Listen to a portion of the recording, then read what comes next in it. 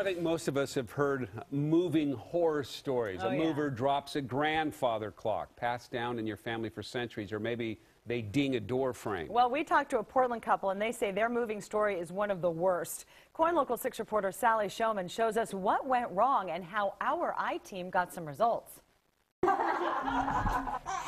2011 was filled with firsts for Gallie Murray and Rebecca Block. Yeah. First baby, first new house together. We decided it was time to expand a little bit. And first time using a moving company. As soon as we hired them, it sort of felt like this huge, oh my gosh, we're moving. Like now we can just be excited. Thunder Movers came highly recommended by their realtor. The couple did their own research too, and they found rave reviews on Yelp and an A rating with the Better Business Bureau. So we had no reason to believe that this wasn't going to be fantastic. But 6 months later, I mean, it's been a complete nightmare. The nightmare began the moment the two movers pulled up last July. I don't even think we made it into the house with them before the second guy was like, yeah, totally hungover, big party at the boss's house last night.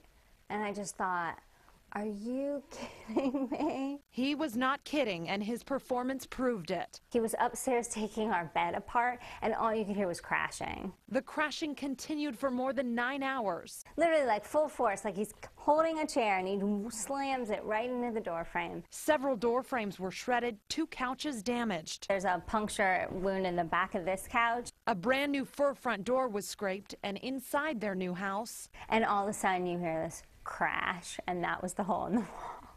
I honestly felt like we were on candid camera or like getting punked or something, because every sort of step of the way something would go wrong. The crew finished the move hours behind schedule and left $4,000 in damages for Gallie and Rebecca. The next day, Rebecca called to complain. Almost like the move was just the beginning of the circus. Thunder Movers apologized at first and promised to reimburse the couple for anything that was broken. I hung up the phone, and Gallie's like, what do you think? I was like, they're going to cut us a check for what they can't fix. They're going to fix everything they can. Everything is going to be fine. Emails with lists of damage and prices were exchanged. Thunder Movers described the damage as, quote, horrendous, and promised to do, quote, what it takes to make this right. Then all of a sudden, Thunder Movers stopped responding. And then we would just sort of not hear from them at all. At some point, they kind of fell off. There were no emails, no calls for 2 months. We heard nothing, absolutely nothing. The couple filed complaints with the Better Business Bureau and the Oregon Department of Transportation.